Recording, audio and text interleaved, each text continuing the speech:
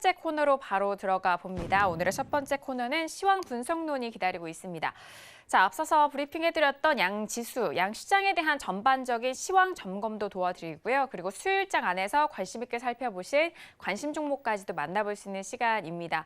자, 내일 이제 옵션 만기를 앞두고 있는 시장 분위기 속에서 양 지수 모두 반등에 성공은 했습니다만 오늘의 반등으로 추세 전환이라든지 또는 이 흐름으로 계속해서 좀 장기적인 관점으로 보시는 분들이 있지 않을까 싶습니다. 그런 분들을 위해서 전반적인 시황과 그리고 단기적인 시황도 중요할 것 같은데요.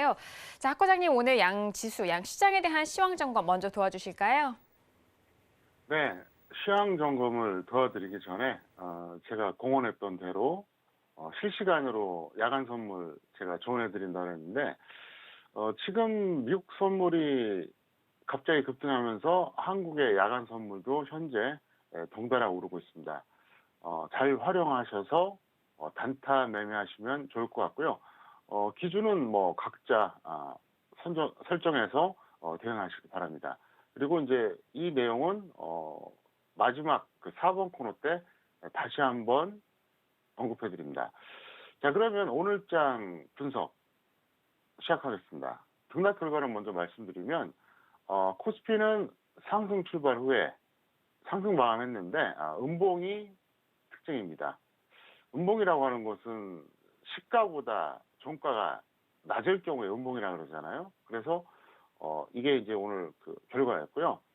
코스닥은 상대적으로 좀 강했습니다. 그래서 똑같이 상승 출발했고 역시 상승 마감했는데 코스피와 차이가 있다 그러면 양봉을 마감했습니다. 제가 최근에 그 등락 결과 언급하면서 뭐 이동평균선 얘기는 안 하잖아요. 할 게 없는 게 지금 뭐 5일 이동평균선까지 다 이탈한 상태이기 때문에 특별히 이동평균선 얘기할 건 없다 이렇게 설명을 드리겠습니다. 등락 원인을 살펴본다면 역시 코스피는 외국인이 매수했습니다. 그리고 전기전자 업종이 상승했죠. 똑같이 상승해도 질이 다르죠. 왜냐하면 전기전자 업종 하나는 전체적으로 봤을 때 시가총액으로 보면 무지막지하기 때문에 그렇습니다. 경우에 따라서 좀 다르긴 한데 일반적으로 봤을 때 뭐 한 23에서 한 27% 정도 그 편차가 있습니다. 무슨 얘기냐? 업종이 엄청나게 많거든요. 그런데 전기전자 업종 하나만 보통 23에서 27% 정도의 그 어떤 시가총액 비중이라고 볼 수 있어요. 압도적이죠. 왜냐하면 삼성전자 하나가 18에서 20% 왔다 갔다 하거든요. SK 하이닉스가 시가총액 2위인데 전기전자잖아요. 합치면 20% 훌쩍 넘어요. 그러니까 이 코스피에서 전기전자 업종은 통상적으로 한 23에서 27% 정도의 어떤 그 시가총액 비중이라서 전기전자 상승이 결정적인 영향이었다 이렇게 볼 수가 있겠습니다. 그리고 코스닥은 뭐 늘 말씀드리지만 외국인, 기관, 프로그램 셋 다 매수했죠. 안 갈 수가 없죠. 제가 항상 얘기하잖아요. 외국인, 기관, 프로그램이 동시에 매수하면은 지수가 마이너스가 될 가능성이 거의 없어요. 뭐 불가능은 아니겠지만 거의 없습니다. 반대로 외국인, 기관, 프로그램이 동시에 매도하면 대부분 지수가 하락합니다. 그래서 오늘 코스닥 같은 경우 수급이 아주 좋았다 설명을 드립니다. 특이사항을 말씀드린다 그러면 외국인이 이제 그 코스피하고 선물 매수에도 음봉 마감했다는 거죠. 사실은 오늘처럼 외국인들이 코스피하고 선물 양쪽에 매수를 하면은 웬만해서는 그 양봉 마감해야 정상이거든요. 근데 음봉 마감했다고 하는 건 뭐냐면 어쨌든 전체적으로 전반적인 그 어떤 온기는 없다고 봐야 돼요. 무슨 얘기냐? 오늘 외국인 매수 그리고 이제 선물 매수, 그러니까 외국인의 이제 코스피 매수, 선물 매수 양쪽이 다 나왔다 그러면 일단 플러스는 거의 확실하고요. 웬만해서는 양봉이 나오는데 오늘 음봉이 나왔다고 하는 건 왜 이렇게 되느냐? 이유는 간단해요. 외국인의 매매가 이제 전기전자에 집중됐고 전기전자를 제외한 나머지 업종들이 그렇게 편성하지 못했다고 봐야 됩니다. 그래서 음봉이 나왔고요. 코스닥은 이제 5G 테마주와 반도체 소재 동반 상승했습니다. 그래서 양쪽 다 현재 흐름이 좋아요. 그래서 지금 어떻게 본다 그러면은 이 두 가지 테마가 시장의 좀 중심 테마가 되지 않나. 5G 테마 같은 경우는 사실 이거는 단발성이 아니거든요. 그래서 제가 볼 때는 5G 테마는 뭐 지금 뭐 조정을 받아도 이상할 게 하나도 없죠. 너무 과도하게 갔으니까. 그런데 언젠가 지수가 하락해서 크게 밀릴 때 그때는 항상 여러분들이 염두에 두실 필요가 있어요. 왜냐하면 5G 테마 같은 경우 사실은 어떻게 보면 약간 좀 뭐랄까요, 좀 흐름상 이거는 어떤 트렌드와 관련된 거기 때문에 단발성이 아닙니다. 다만 이제 제가 하고 싶은 얘기 뭐냐면 누가 보더라도 이거는 탄력이 너무 좋다. 이럴 땐 따라가지 마세요. 그래서 조정받을 때 단기 매매하거나 아니면 지수가 한번 폭락해서 덩달아 그냥 같이 흘러내릴 때가 있거든요. 그때 저점에서 매수하면 좋을 것 같습니다. 그리고 반도체 소재 관련주 같은 경우는 상대적으로 5G 테마주보다는 좀 단발성이라고 봅니다. 왜 그러냐면 아무래도 이제 이게 지금 이슈화 돼갖고 지금 오르긴 하는데 변수가 많거든요. 일본이 또 어떻게 나올지도 모르고 또 오늘도 어떤 언론사에서는 뭐 일본이 그 수출 규제를 뭐 완화할 가능성이 있다 이렇게 또 기사가 나왔는데 말 그대로 가능성이죠. 말은 좋아요. 가능성. 99%도 가능성이고요. 1%도 가능성입니다. 그러니까 0이나 100이 아니면 다 포함되는 거죠. 근데 어쨌든 반도체 소재 같은 경우에는 어떻게 보면 좀 반사적 이익을 얻었다고 봐야 됩니다. 그래서 이 5G 테마하고 이 반도체 소재 관련주의 특성을 말씀드리면 5G 테마 같은 경우에는 일종의 이제 그 트렌드로 자리 잡을 가능성이 높아요. 그래서 조정받으면 단기 매매하고 크게 한번 지수와 더불어서 폭락하면 중기 매수도 나쁘지 않습니다. 그런데 반도체 소재는 일단은 아직까지는 중기보다는 좀 단기 관점이 더 합리적이지 않나 이렇게 이제 보고 있습니다. 그래서 일단 여기까지 말씀드리겠고요. 차트 잠깐 보시겠습니다. 여기서 보시면 지금 오늘 코스피가 음봉이 나왔어요. 어쨌든 플러스 마감했는데 음봉이 나왔다. 이거는 좀 의미가 있죠. 탄력이 제한적이라는 얘기예요. 오늘 외국인이 어쨌든 코스피하고 선물해서 매수가 나왔는데 플러스 마감했지만 조금 아쉽죠. 그래서 아마 기대가 컸던 분들 같은 경우에는 비록 종가는 플러스지만 마치 하락 같은 상승 이런 느낌이 들 겁니다. 반대로 코스닥 보겠습니다. 코스닥은 오늘 좀 나름대로 강했습니다. 오늘 어쨌든 플러스 출발해서 양봉 나왔습니다. 그동안 하락했던 그 제약바이오 관련주들 반등해서 그런 건데요. 뭐 조금 전에 제가 얘기했던 거하고 뭐 맥을 같이 하는데 추세가 나쁘다고 해서 매일 빠질 수는 없어요. 반대로 추세가 좋다고 해서 매일 올라갈 수도 없고요. 그래서 오늘은 그냥 상식적으로 그냥 반등 나왔다. 이 정도 보시면 되지 뭐 큰 의미를 부여할 필요는 없다. 이렇게 설명을 드리겠습니다. 그리고 이제 이번 주에 제가 이제 일본 관련된 이야기를 해드렸는데 하나 더 이제 추가를 한다 그러면 여러분들이 뉴스 한번 검색해 보세요. 일본이 현재 묘한 어떤 그 흐름의 변화가 있어요. 뭐냐면 최근에는 무슨 살인가스 얘기까지 이제 나오면서 그 일본의 한국에 대한 수출 규제를 좀 합리화시키려고 하는 이런 움직임이 있습니다. 뉴스 내용들을 이렇게 헤드라인만 종합해서 봐도 딱 그게 느껴지잖아요. 그럼 왜 합리화할까요?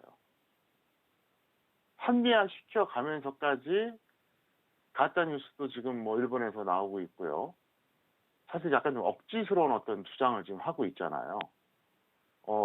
우리나라의 그 반도체 소재를 수출했을 때 그걸 가지고 뭐 무슨 독가스를 만들 수도 있다는 등 뭐 회계망측한 얘기가 나오는데 그래서 어쨌든 이것저것 갖다 붙이면서 좀 합리화시키는데 이게 중요한 게 뭐냐? 가짜 뉴스에도 나오고 있지만 일본 정부의 관료의 입에서 이런 얘기가 나온다는 얘기예요. 그러면 그 정부 관료는 누구 명령을 받고 얘기했을까요? 당연히 아베 총리 명령을 받고 얘기한 거죠. 자기 멋대로 얘기할 사안이 아니거든요, 이거는. 무슨 얘기냐? 합리화시킨다고 하는 건 뭐죠? 고착화시키겠다는 얘기입니다. 제가 항상 얘기하잖아요. 일본은 억지를 부려도 일관성이 있다.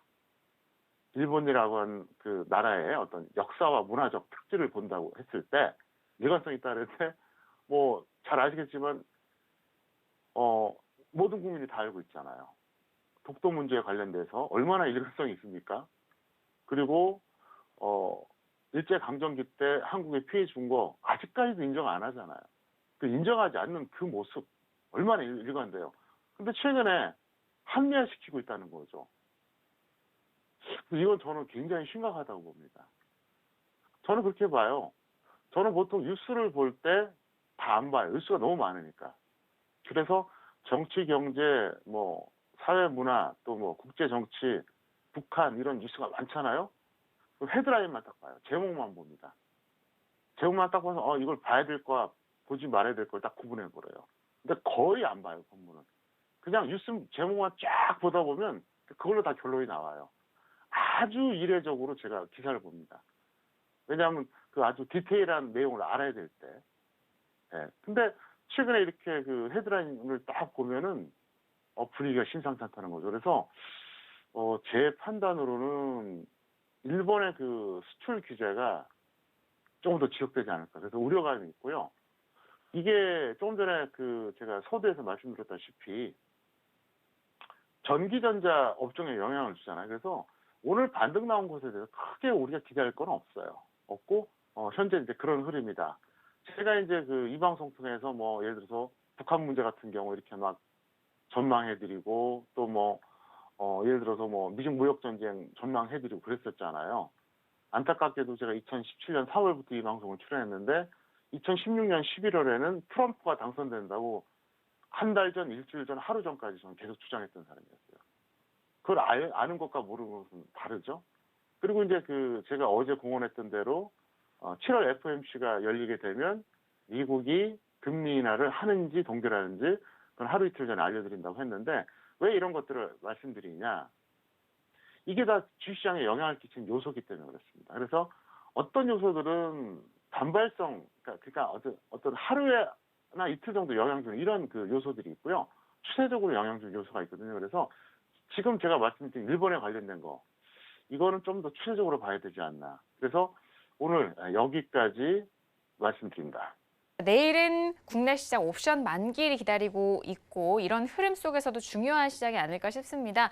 자, 과장님 내일 우리 시장 목요일장 어떻게 전망하실까요? 정상적이면 하락하고요. 비정상적이면 상승입니다. 그러니까 이거는 현재 미국 선물, 현재 미국의 3대 지수, 우리나라 야간 선물 이걸 배제한 상태라는 얘기예요. 그래서 제가 볼 때 그러니까 해외 요인을 배제했을 때 정상적이면 하락할 겁니다. 만약에 오르면 비정상입니다. 왜 그러냐? 지금도 흐름이 어떻습니까? 흐름이. 지금 야간 선물이 그 파월 의장의 어떤 발언에 의해서 갑자기 급등을 했어요.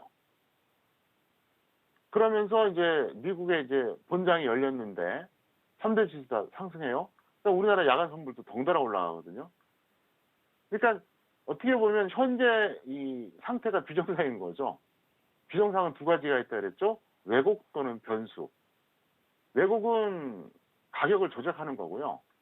변수는 호재나 악재가 터지는 건데 쉽게 말해서 미국 같은 경우 이제 선물이든 그 현물이든 파월 의장의 발언이 일종의 호재로 인식되는 거죠. 그래서 올라가고 한국도 지금 덩달아서 지금 야간 선물이 올라가고 있는데 우리나라 같은 경우는 저는 그렇게 봐요.